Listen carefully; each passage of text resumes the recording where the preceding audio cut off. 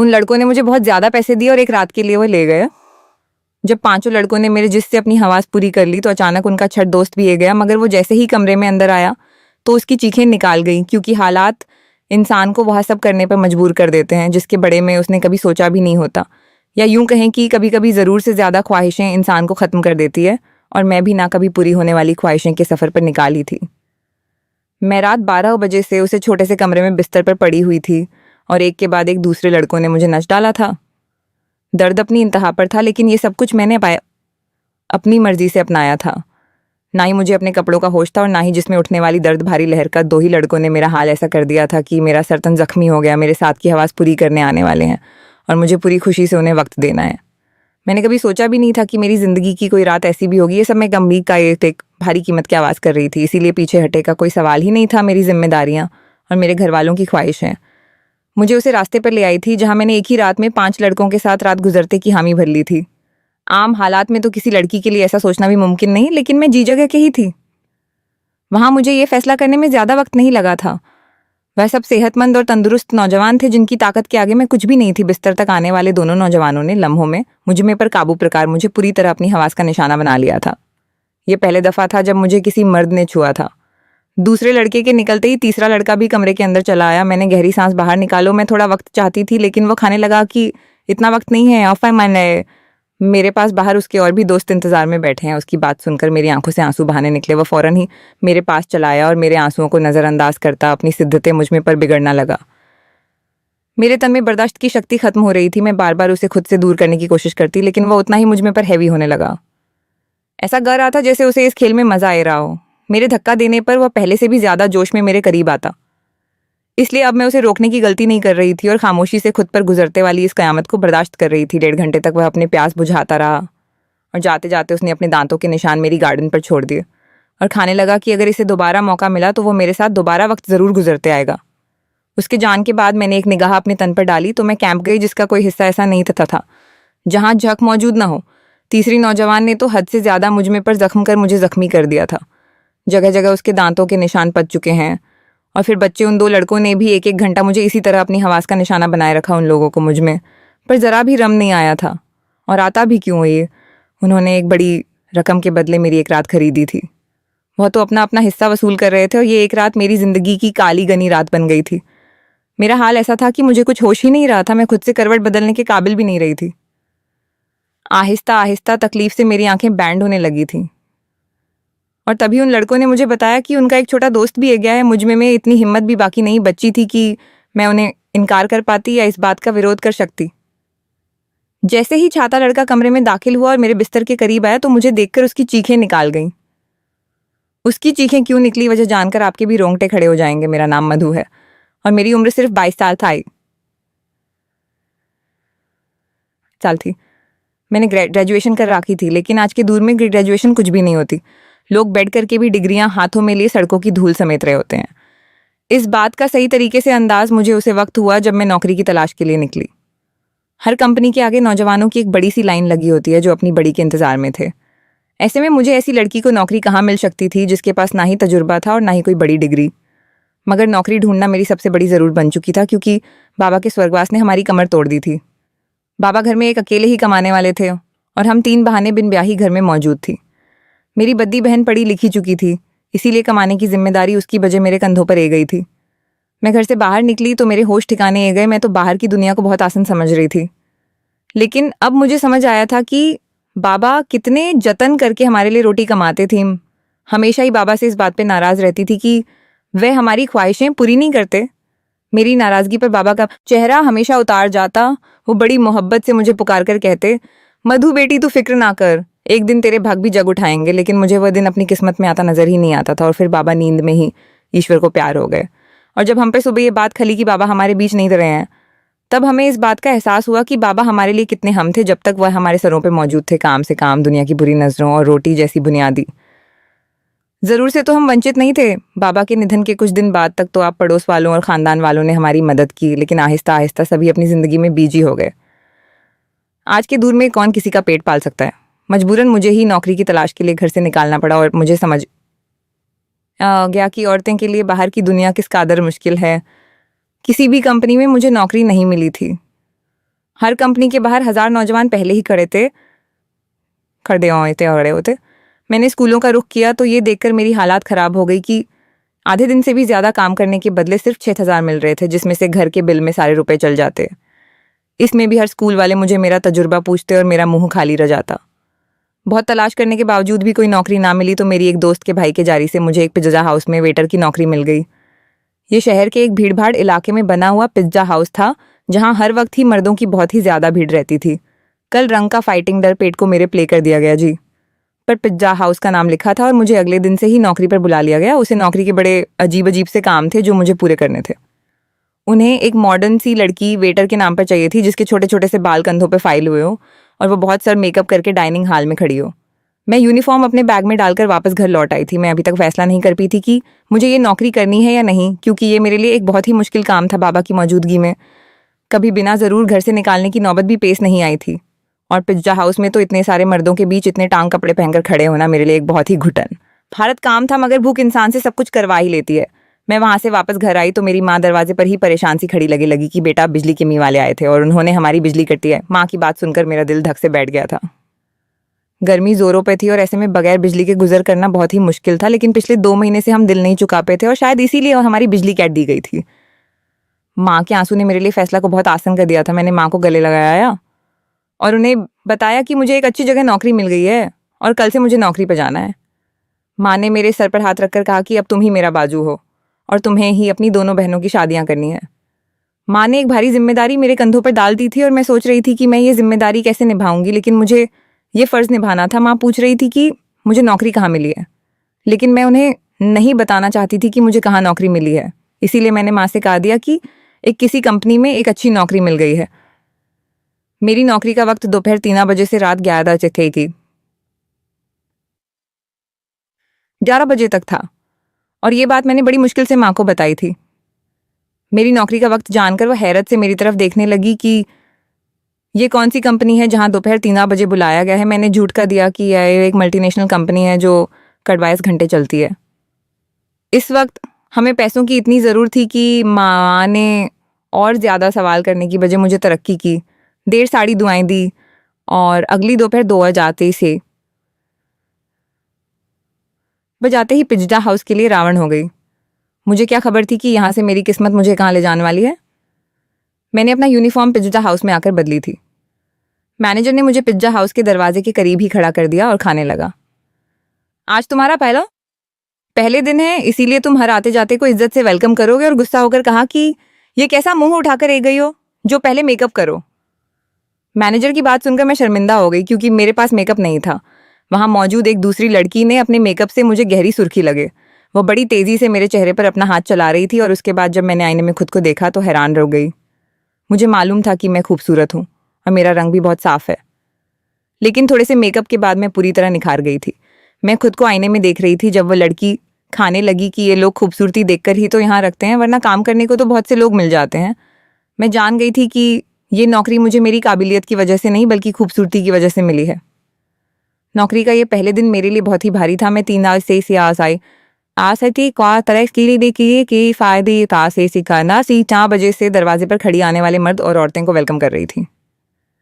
यहाँ औरतें की तादाद काम ही आई थी, ज़्यादातर मर्द ही ये रहे थे। रात गए तक मेरे पैरों में बहुत ज़्यादा दर्द हो चुका था और अभी मुझे वापस बेसन धक्के खाता हुए घर भी पहुंचाना था। 12 बजे के करीब मैं घर पहुंची थी। माँ मेरे इंतजार में जग रही थी। मैंने माँ के साथ बैठकर खाना खाया और फौरन ही बिस्तर पर लेट गई। मुझे बाबा की बहुत याद आती रही थी। बाबा मेरे सबसे ज़्यादा नखरे उठाया करते थे, फिर भी मैं हमेशा उनसे किसी ना किसी बात पर रूठ जाती थी। पैरों की तकलीफ से तड़पते तड़पते कब मुझे नींद गली गई पता ही नहीं चला। अगले दिन मैं फिर 2 बजे के करीब घर से निकाल गई थी। आज मुझे दरवाजे के पास खड़ा नहीं किया गया था, बल्कि ऑर्डर लेने का काम दिया गया था। ये काम मुझे थोड़ा सा आसान लगा था, लेकिन कुछ ही देर में अंदाज हो गया कि ये काम बिल्कुल भी आसान नहीं था। मैं जिसके पास भी ऑर्डर लेने के लिए जाती, उनमें से अक्सर मर्द मुझे सर से पाप तक देखते और मुस्कुराते। बदले में मुझे भी मुस्कुराहट ज़हीर करनी पड़ती, क्योंकि यह मेरी नौकरी का नियम था। जानबूझकर ऑर्डर देने में काफ़ी वक्त लगाते और कभी कभी तो ऑर्डर हर वक्त इस कादर करीब ए जाते कि मेरा सांस रुकने लगता। ये पिज्जा हाउस मुझ में जैसी वेटर की वजह से ही चल रहा था। इस बात का अब मुझे अच्छी तरह अंदाज हो गया था कि यहाँ आने वाले ज़्यादातर मर्द लड़कियों की वजह से ही आते थे। दिन तेजी से गुजर रहे थे और मुझे यहाँ नौकरी करते करते महीना हो गया था। उस एक हफ्ते में काफ़ी कुछ ऐसा हुआ जो मेरे लिए बहुत ही अजीब था।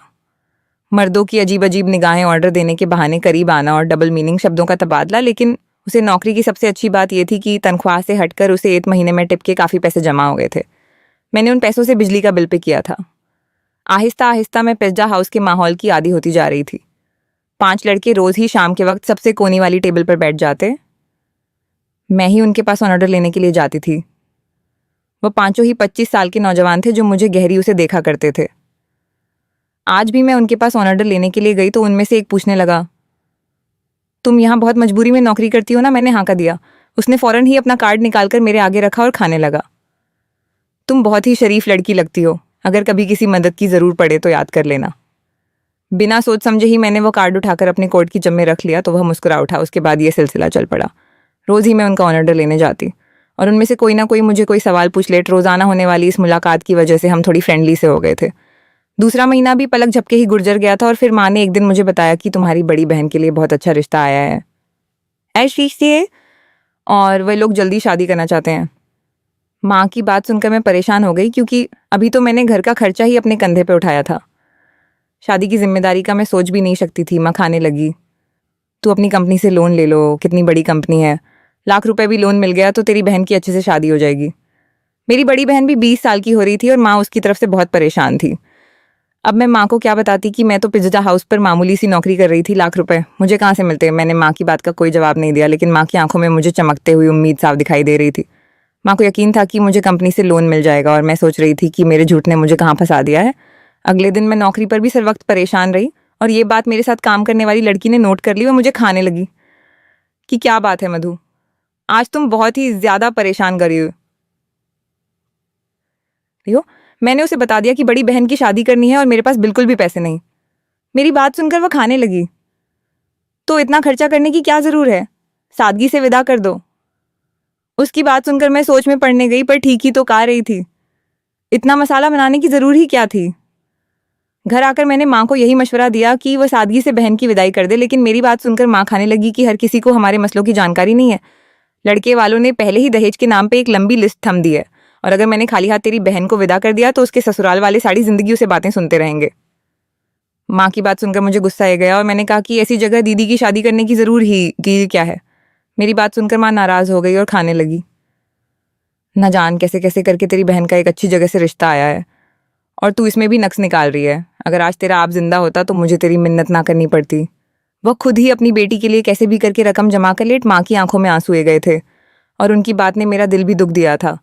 वह ठीक ही कह रही थी, अगर बाबा जिंदा होते तो वह किसी भी तरह पैसे जमा कर ही लेते। मैंने माँ को के गले लगा लिया और उनसे वादा कर लिया कि मैं जल्द ही पैसों का इंतजाम कर लूंगी। मैं खुद भी नहीं जानती थी इतने सारे पैसे मुझे कहाँ से मिलेंगे। अब का सया वाकई औलाद के लिए बहुत बड़ा आशीर्वाद होता है। वह अपनी जान पर खेलकर भी औलाद को जिंदगी के सारे सुख देता है और मेरे लिए अपने आप की जगह लेना बहुत ही मुश्किल था। दिन यूं ही परेशानी में गुजर रहे थे। मैंने पिज्जा हाउस के मैनेजर से पैसों की बात की थी, लेकिन मेरी बात सुनकर जिन नज़रों से उन्होंने मुझे देखा था मैं खुद ही ज़मीन में गड़ गई थी।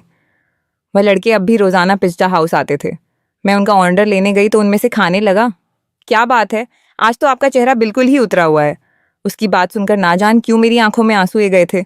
वह बार बार पूछने लगा कि मैं उसे अपनी परेशानी बताऊं। ना चाहते हुए भी मैंने उसे अपना मसाला बता दिया था, क्योंकि मुझे भी किसी ऐसे इंसान की तलाश थी जिसके आगे मैं खुलकर अपना दर्द बयान कर सुकून। मेरी बात सुनकर उनके चेहरे पर मुस्कुराहट आ गई और वह खाने लगे कि इतनी छोटी सी बात के लिए आप इस कादर परेशान हैं। हमने आपको अपना कार्ड इसीलिए दिया था कि कोई भी परेशानी हो तो आप हमें याद कर ले। मैं हैरत से उनके चेहरे देखने लगी। मैं ये सोच भी नहीं सकती थी कि वह 5 अजनबी तलतकीर मुझे पैसे दे सकते हैं, लेकिन उन पांचों ने फौरन ही मुझे लाख रुपए की ऑफर कर दी। मैं उनकी तरफ देख रही थी। वह लाख रुपए देना उनके लिए कोई बड़ी बात नहीं है, लेकिन मुझे भी उनके कुछ काम आना होगा। उनकी बात सुनकर मैं थितक गई। उन लड़कों को मुझे क्या काम हो सकता था, ये बात समझना में मुझे ज़्यादा देर नहीं लगी थी। मैंने फौरन ही घबराकर कहा कि मैं एक शरीफ घराने से संबंध रखती हूँ और मैं कोई गलत काम नहीं कर सकती। वह हंसकर खाने लगे कि हमने सिर्फ पेशकश की है, काबुल करना ना या ना करना आपकी मर्जी है, लेकिन आज के दूर में कोई भी नहीं देगा, चाहे वह आपका करीबी रिश्तेदार ही क्यों ना हो। बात तो उनकी भी बिल्कुल ठीक थी, लेकिन मैं अपनी इज्जत गिरवी रखकर लाख रुपया हासिल नहीं करना चाहती थी, इसलिए मैंने उन्हें साफ इनकार कर दिया। मैं हालात से पूरी तरह तक चुकी थी और ऐसे ही थकी हरी जब लौटकर घर आई तो मेरी माँ और बहन मेरे इंतज़ार में थी। माँ ने बताया कि दीदी के ससुराल वाले 1 महीने बाद ही शादी की बात कर रहे हैं और वह दीदी के साथ साथ छोटी को भी अपने छोटे बेटे के लिए लेना चाहते हैं। इसी तरह एक खर्च में दोनों शादियां हो जाएगी। छोटी के रिश्ते का सुनकर जहां मुझे खुशी हुई थी, वही 1 महीने का वक्त सुनकर मेरी जान निकाल गई थी। पैसों का कोई इंतजाम ना हो सका था और माँ मुझे उम्मीद बंदे बैठी थी। मैंने एक नज़र अपनी दीदी के चेहरे पर डाली जहां बहुत समय बाद खुशी की रौनक नजर आ रही थी। मैं भी दीदी के ससुराल वालों से मिली थी। वह लोग वाकई बहुत अच्छे लोग थे, लेकिन आज के दौर में सादगी और बगैर दहेज के कौन दुल्हन विदा करवाता है। वह भी इसी समाज में रहने वाले थे। मैं अपनी बहनों की खुशी को हमेशा कायम देखना चाहती थी। मैंने माँ से कहा कि आप शादी की तारीख पक्की करते पैसों का इंतजाम हो जाएगा। मेरी बात सुनकर तो घर में खुशी की लहर दौड़ गई थी, मगर वह लोग इस बात से बेखबर थे कि ये खुशी उन्हें मेरी आबरू की बर्बादी के बदले होने वाली थी। अगले दिन मैंने उन 5 लड़कों से हामी भर ली। वो मुस्कुराकर खाने लगे कि हम जानते थे कि आप ज़रूर माँ जाएंगे। उन 5 ने एक रात के लिए मुझे अपने साथ ले जाने की बात की थी। मैंने माँ को बता दिया कि साल के आखिर की वजह से कंपनी में काम बहुत ज़्यादा है और मुझे एक रात कंपनी में ही गुजरा होगी। कंपनी ने मेरा लोन मंजूर कर लिया था, इसीलिए मैं उनकी बात मानने में मजबूर हूँ। लोन पास होने की बात सुनकर माँ इस कादर खुश हो गई कि उन्होंने मुझे रात रुकने की इजाज़त भी दे दी और मैं पिज्जा हाउस से छुट्टी होने के बाद उन 5 लड़कों के साथ चली गई। उन 5 ने मुझे अपनी दरिंदगी का निशाना बना डाला और जब छाता लड़का अंदर आया तो मुझे देखकर उसकी चीखें निकाल गईं, क्योंकि पूरा बिस्तर खून में भीगा पड़ा था और मैं अपनी ज़िंदगी की शायद आखिरी सांस ले रही थी। उसने तुरंत ही मुझे अपने बाजू में उठाया और गाड़ी में डालकर एक छोटे से अस्पताल में ले आया, जहाँ शिकायत उसका कोई जन वाला ही डॉक्टर था। कई घंटे आईसीयू में रहने के बाद मेरी हालात कुछ बेहतर हुई, लेकिन मेरा जख्मी तन मेरी बर्बादी की गवाही दे रहा था। वह लड़का उन 5 का ही दोस्त था, लेकिन उसके अंदर इंसानियत अभी बाकी थी और उसे मुझ में पर रमे गया था, वरना शायद मैं इस बिस्तर पर दम तोड़ जाती। मैंने माँ को फ़ोन करके बता दिया था कि मेरी कंपनी से छुट्टी नहीं हुई है। उसे लड़के ने अस्पताल का सर खर्चा खुद उठाया था और उसके दोस्तों से वो लाख रुपए लेकर मुझे दिए थे। वह 5 बहुत ही अमीर कारोबारी लोगों के बेटे थे, जो चाहते तो बगैर मुझे बर्बाद किया भी मेरी मदद कर सकते थे। मेरे ठीक होने पर मुझे अस्पताल से छुट्टी मिल गई थी और रकम भी मेरे हाथ आ गई थी। लेकिन अब कुछ भी पहले जैसे नहीं रहा था। उसे लड़के ने मुझे अपनी फैक्ट्री में नौकरी की ऑफर दी थी और यकीन दिलाया था कि मैं वहाँ इज्जत से नौकरी कर सकूंगी। आज मेरी दोनों बहनों की शादी हो गई और मैं उसे लड़के की फैक्ट्री में नौकरी कर रही थी। एक बात मैं अच्छी तरह जान गई थी कि आज के इस दौर में बगैर किसी मतलब की मदद करने वाले लोगों की गिनती ना होने के बराबर है। हमेशा नौकरी करने वाली लड़कियों को इज्जत की नज़र से देखें, क्योंकि वो बहुत ही मजबूरी की हालात में अपने घरों से निकलते हैं, चाहे फिर वो टांग कपड़े पहनकर किसी पिज्जा हाउस के दरवाजे पर ही क्यों ना खड़ी हो। दोस्तों, वीडियो कैसा लगा कमेंट करके ज़रूर बताना और हाँ, चैनल को सब्सक्राइब ज़रूर करना।